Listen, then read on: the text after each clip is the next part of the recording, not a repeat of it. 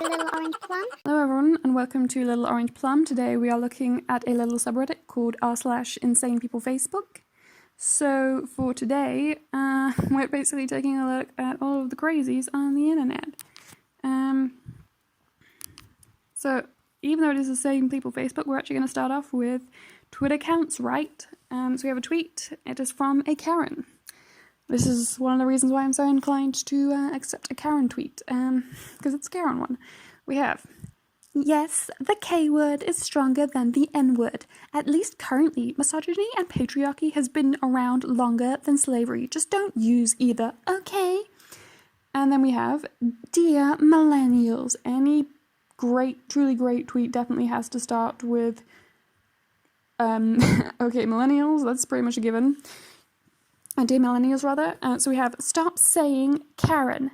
Karen is a sexist and racist term equivalent to the N-word for white women. Calling a woman Karen is an attempt to get rid of a woman's right to stand up for themselves. Dear Karen, no it isn't. No it isn't. I think we all know where this is going. I mean, I've had to work, as I'm sure most people have, plenty of minimum wage jobs. I've also, as someone who's a performer and a dancer, have taught dance to young children who have Karens for mums, and it is not fun. It's not fun when you're working a 14-hour shift for minimum wage and you've got Karen's kids kicking you in the shins, and Karen is just like screaming at you. I had a waitressing gig at a bar, and I cannot tell you how many times I would be there at like 10:30 at night. Karen would walk in with her children, usually toddlers through to about 10 years old, kids who legally cannot even sit in a bar. We had a cafe area, so it was like fine for them to sit in the cafe area at this particular restaurant, but obviously kids in the UK can't sit at the bar. It's a law. Not even if they're not being served, they're not allowed to sit. If it was literally just a bar, if we didn't serve food, if we were not also a cafe, they would not be allowed to be there because kids aren't allowed to sit at a bar where it's just like drinks. It's just, there is actually restrictions on that. I mean, to be fair, most bars do have a separate seating area. It's very difficult to find a bar that is genuinely just the actual bar itself. It's mainly like, I think, airport lounges rather. Sometimes are literally just a bar and they don't have a seating area attached to the bar, and therefore adults would not be allowed. They would have to order drinks and sit elsewhere. They would not be allowed to sit at the bar with their kids because, as I say, kids can't sit at the bar. But yeah. So Karens would come in and they would sit obviously in the cafe area, and the Karens would want to go drink and have their fun, and I cannot tell you how many times I had Karens who would complain at me, who would like shriek stuff like, why? What kind of... they would literally be shrieking at me as though I'm solely responsible for this. I mean, I'm an employee at a business that I do not own, do not manage, do not have any control of, and they would be screaming like, why doesn't this business have a creche? Obviously, at 10 o'clock at night, at a bar, Karen, a drinking establishment where your children cannot legally consume alcohol because it's a bar. Literally, we stop serving food at 10, so we don't have to kick them out at 10, but the kids can't really do anything besides have a Coke after 10 o'clock. They can have like some water or some Coke or some juice, that's it, after 10, because there's nothing else. There's no games, activities, anything like that, because it's a bar. It's a bar. After the cafe and after the food stops, it's a bar. It's just alcoholic drinks. That's what we're there for. That's what we're serving. And Karen would be like, I want to have my wine. I want to have my drinks. I want to have my cocktails. And there should be a creche so I don't have to deal with my children. Yes, they're my children, but like I shouldn't have to deal with them because it's too much to ask for. Like the entitlement. Like they're your children. You had them. You take responsibility for them. And don't take 3-year-olds to a bar and then screech at the waitress and act like the waitress is somehow in the wrong and like you deserve to fully unleash. Because I think this is the thing that frustrates me most, is the whole get rid of women's right to stand out for themselves. Really? It's your right to screech at another woman because I can't provide you with a creche in a bar after 10 o'clock?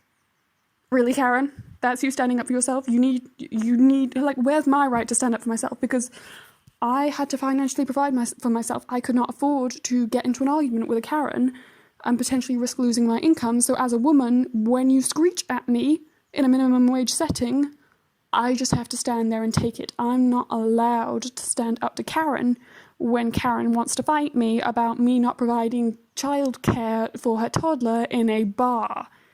And And that's not even the other thing. It was like the amount of kids when I was teaching, because obviously the thing is, when you're teaching children, young dance children, for one thing, you get a lot of kids who just enjoy dance as a hobby. They want to dance for fun. They don't want to go to Performing Arts Academy and then go on the audition circuit and work as a professional performer.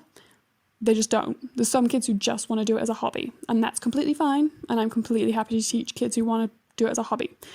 And summarily, you have kids, some of them who don't want to dance, some of them who unfortunately do want to dance professionally, who are not good candidates for a career in dance because they're not what the dance industry is looking for. I mean, to be fair, I've had these comments on myself because I don't look ideal as what the dance industry wants. I don't have ideal physical proportions. But then you also have kids who enjoy dancing, and their parents, especially as I say, when you have a kid who doesn't care that much about dance, and the Karen is like, my kid is going to be the next Maddie Zyga, whatever her name is from Dance Mums. My kid is so talented, she's going to be a star. And the kid is like, knows they're not that talented, knows that they don't really want to be that talented, and pushed to have a career that's got not a whole lot of financial stability, and it's just so hard and involves taking so much criticism on a daily basis. Lots of kids from very young ages learn they don't want to be professional dancers, and that's fine. As I say, it's a little bit sad when you get kids who really do want to be professionals, and I have to tell them, I'm sorry, but you're going to get told throughout a lot of your career you don't have the right body, and in some cases that you don't have the talent.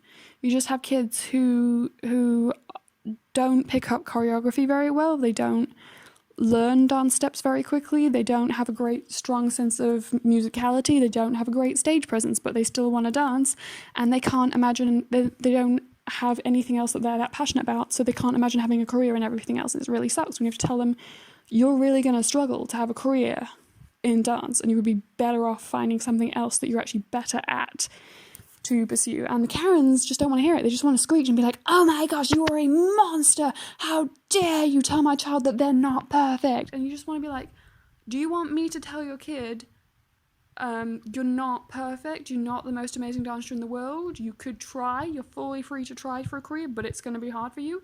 Or do you want to sit your kid up in a dance competition where the audience will be allowed to laugh and point at them? Because that's allowed to happen. It doesn't matter if your child's 8. If you put them up on stage, if you put them up on social media and say, my kid's going to be a star, people will make fun of them. If they're not that talented, people will make fun of them, Karen. And it's better that I tell your kid now, you're going to struggle to be a big star because X, Y, and Z. Obviously, Karen wants to believe that if I can't magically turn every single child into a perfect superstar, that it is entirely my fault. If I tell a Karen, sorry, but your kid doesn't have an industry standard body, and yes, it sucks as someone who does not have an industry standard body, you can still have a career, but I have had auditions, I cannot tell you how many auditions, where I've been told you're the wrong height, you're the wrong shape, you're the wrong weight, and therefore you're not getting the job. I cannot tell you how many times I've gone into a job, and not only have I audition against people who can't dance as well as me, and they've gotten further in the audition process because they have the right body. But on top of that, I've had castings. I mean, the first time I did my first big international audition, I came out of it. I auditioned for all of 20 minutes, got cut, walked out, felt just like, oh my god, I must be such a terrible dancer. I can't believe I'm this bad that I got cut that early in the audition process. And then I looked around, I saw 3 dancers who I thought were by far the best in the room, way better than me, way more talented, way more skilled, just amazing dancers. They all got cut too. And I'm looking at these 3 dancers who are amazing, and I'm looking at the dancers who are in the room. Some of them, the ones who are still auditioning, they're good. Some of them are great. Some of them are really meh, really not that amazing. And I'm looking at all of these girls who did not get cut, and I'm realizing every single girl in that room is 5'7" and taller. Most of them are model height. Most of them are like 5'10". Me, who got cut, I'm 5'5.5". The 3 girls who I thought were way, way, way better than me, amazing dancers. I even follow some of their careers, and I know that they've gotten much further in their careers than I have, who all got cut at the same time as me. I think the tallest was about my height, about 5'5"-ish, and the shortest was about 5'1". They all got cut because they were too short. Doesn't matter how talented they were, doesn't matter how hard they worked, they're too short, they got cut. And Karen cannot take being told, you're a short person, your genetics created a short child, your child may not get cast in certain productions because you gave them bad genetics that won't get them as far in their career. It's not my fault, it's not your kid's fault, it's your fault, Karen, because you're a shorty and you made a shorty, you birthed a shorty. And it's not fair, it sucks. I mean, that, as I say, I wanted to cry when I first came out of that audition. The second I realised dancers more talented than me got passed over for audition, in this audition, they got passed over for a job because they're short. I honestly felt worse for them. I felt terrible for those girls who I admired and respected because they're better than me. They're more talented than me. They're standing next to me having not gotten the job because they're short. And sometimes it's going to be the other way around. Sometimes they want tall. But, it's something I have to tell a kid. If you're going to pursue this as a career, some days you will stand in a room with people who are less talented and less capable than you, but they want X, Y, and Z, and you don't look like that. Ergo, you don't get the job. That's the reality. And Karen doesn't want to be told, especially because the kid looks like them, and Karen does not want to be told what you look like may not be seen as perfect. And therefore, by extension, what your child looks like may not be seen as perfect by everyone. And therefore, the industry is going to be unfair. And I've completely gone off the subject, but yeah. Every single time, I am the patriarchy, I am the misogyny, I am the system. No, I'm just someone who's telling you, this is the world we live in, this is the reality, and your kid needs to be prepared to be told, no, you can't, because you don't look the right way. And yeah, just literally every single time. And it's every single time it happens around the world, no. You tell a Karen, no, this is not possible. No, I can't do it right now because I don't have the supplies, the resources. No, you can't have it because you're not entitled to have whatever you want just because you want it. And Karen flips her fucking shit. It's fun. But yeah. And I think for me, the thing that's really upsetting me about this is when she played the whole, this is racist against white women. This is oppression of white women. Honey, I'm a white woman. You're using my identity to play the victim. And you're the one who screeches at me. I'm calling you Karen because you demanded things, not only things that you're not entitled to, but things that may not even be possible. The amount of times, as I say, that I've had people who've screeched stuff like, why can't you make my child into a perfect ballerina? And I'm just like, I can't change your kid's body. I can't change your kid's talent. I can't change your kid's desire to dance. You may want to have a phenomenally talented ballerina for a kid, but your kid wants to sit around and eat chips. They don't want to be a ballerina. You want them to be perfect. They want to be just themselves. And Karen is just like, no. You will somehow alter your child's mentality, personality, genetics, bone structure, everything just to turn them into the perfect child. Karen, you're an entitled bitch. That's why we call you Karen. It's not because we're racist against white people. It's not because we're misogynistic. It's because you're an entitled bitch. Deal with it. But anyway, that went on for a very long time. I apologize entirely. But after that, we have landlords taking advantage during the coronavirus crisis. We have, you got your stimulus, I'm just asking if you're going to pay rent or part of the rent because I'm trying to close out the books for April. How do you know I got my check? Because I had to check several people today and I checked yours also. People were calling me. How did you check it? Online. Where? IRS. So you access this information on the IRS website. Did you need to use my social security number for that or something? Yes. I did this for everyone who called me today and yesterday. So you're going to be making a payment towards the rent so I can close the books out for April? This does not sound legal. I mean, I don't know because I'm not American and I don't know the details of rental laws in America, but usually you can't legally do this kind of shit. I mean, that's personal, private information from what I understand, so social security number, it's kind of like a national insurance number. I can't remember if did I? No, I'm pretty sure you do have to give that over to a landlord. But, yeah, I think you're allowed to do checks when you're, a background check when they're first moving in to make sure, this person has some form of income. They're not saying, oh yeah, I make $100,000, but really they make minimum wage. You can check for that, and you can check for criminal convictions and stuff, but you're not supposed to do regular daily checkups on a person's income.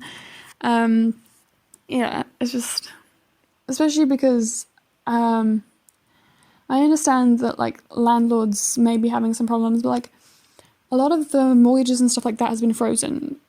It was frozen well in advance of when the rents were talked about being frozen. It's been a thing that people who already have enormous amounts of money have had steps taken to protect them and them remaining wealthy long before people from a minimum wage background or a low income background have had any steps to protect them from being left bankrupt and homeless. Realistically speaking, but you gotta love a creepy landlord. Yeah, I actually narrowly avoided renting from someone like this. Funny story. When I was looking for a flat during my last year of uni, I actually had a landlady who wanted the right to search my room on a daily basis. She basically wanted to walk into my room whenever she wanted and conduct full-on searches of all of my private things. And I basically told her, legally you can't, especially because it was a separate unit, because you have landlords who live in with their tenants, in which case they don't have to give 24-hour notice to say I'm coming into the flat because they live there. But if it's a separate unit like her place was, you can't legally enter without giving 24 hours notice, let alone conduct private searches of people's private property. Obviously you have to and every time she would say well, I need to check to make sure that you college kids are not smoking pot, because I know how some of you college kids like to do that. Yeah. I mean, realistically, I probably should have just told her, this is my grade point average. I'm a final year student. I'm not going to have gotten this far in my education if I was just constantly smoking pot. Let's be realistic about this. But yeah, her theory was she was constantly going to get raided and constantly be put in danger herself for having pot in her house. And it's it's very simple. If you think your your tenant has pot in their house, you call the police and have the police do a search. You do not try to search them on your own, because that's not legal. Yeah. And obviously she ended up trying to use some of my private information to search stuff up on me and stuff like that. And she actually tried to contact my university professors. It was very awkward and embarrassing, and I ended up having to talk to all of my professors to apologise for what she had basically done, even though I never actually rented for this woman. That's the crazy thing. I never even signed a contract with her, and yet she already felt entitled to all of my private information. And I would then reciprocate and be like, hey, if you want all of this private details from me, I want some details from you. And all I got from her is she has a family, did not get any stuff like, how many male tenants and female tenants does she have? Because it sounds like there's a lot of dudes in the house, and it's I don't know how I feel about living in a house where I can't lock doors with people who I'm not allowed to meet before I move in with them. I want to know who's living in this house. How many people am I sharing a bathroom with? Who are these people? And why can't I have a lock on my door? Because if I don't know someone, I don't want to sleep in a room that doesn't have a lock on the door, and there's a stranger down the hall where I'm like, what's this person's name? What's this person's gender? Who is this person? And she's just like, no, you don't need to know that. You just need to give me complete, total access to your room, your personal things, and all of your private information. No, you crazy person. So yeah, totally believe that something like this would happen. It does not sound that far-fetched from what I've personally experienced. But yeah, that's insane. Your love, I don't know. I feel like these kinds of landlords are the kind of people, because this is, as I say, sounds like a criminal offence. I'm going to assume that these kinds of landlords are people who just happen to fall into some money. They would never be able to hold down a regular job because, hello, you're criminally insane. This is nuts. And I've just got to assume they somehow came into a bunch of money, bought a house, and now this is how they're financially providing for themselves, because they've got no boss and no co-workers to tell them you're insane and you can't do this. And they always rent to low income, because low income are the kind of people who can't afford to say, hey, this is insane and a breach of my rights and illegal, because they can't afford to rent elsewhere, so they just have to put up with crazy people like this. But yeah. This sucks for the dude who had this happen to them. All I can say is definitely worth calling the cops. I know it's kind of scary if you don't have somewhere else to live and you're like, I may not have anywhere to live if I do that, but you kind of need to.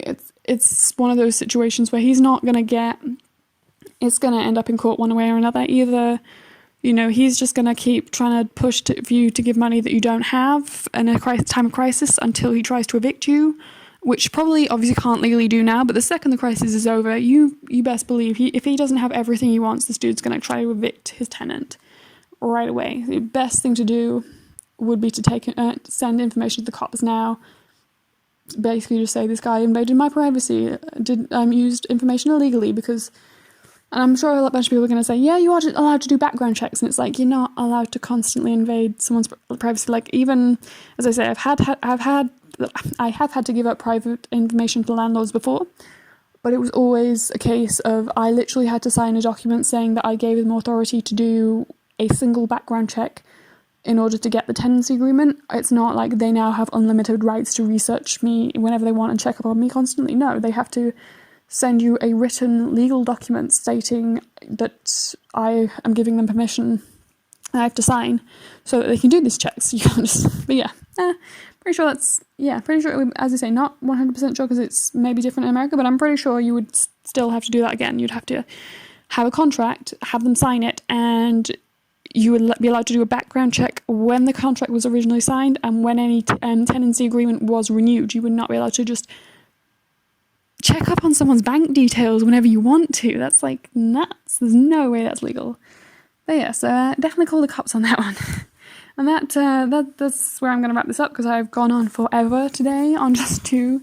But sorry I didn't get to more. But yeah, so that's Insane People Facebook. We have we have some nut jobs. And I love how these are like the 2 main things that I've seen blowing up on most of these kinds of subreddits and on Facebook and stuff like that. I love how it's like we have a global pandemic and we have trashy people trying to take advantage of people in a crisis. And the only other thing that's really been trending apart from coronavirus is Karen really wants us to know that we're racist and sexist for calling her Karen. That's literally the only other thing of importance. Karen has demands. People are dying in the tens of thousands, like global pandemic, world shut down, all of this madness, people being taken advantage of, people trying to price gouge, people are trash, and also Karen. Karen has needs and we must pay attention to poor old Karen. That's all. Karen, no, sweetie, we're not going to stop calling you Karen. It's not going to happen. And this is why. Global pandemic, and also Karen has needs. That's all that's managed to trend. Karen would like to speak to the manager of planet Earth about us calling her Karen. Yeah, that's where I'm going to end this video. If you guys enjoyed it, please like, comment, subscribe, all that great stuff.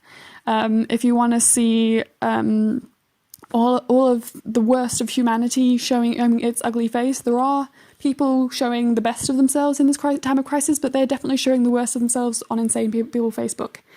And also Karen. Karen is there too. So if you want to see that, go follow r/Insane People Facebook. And I will see you guys next time. Bye.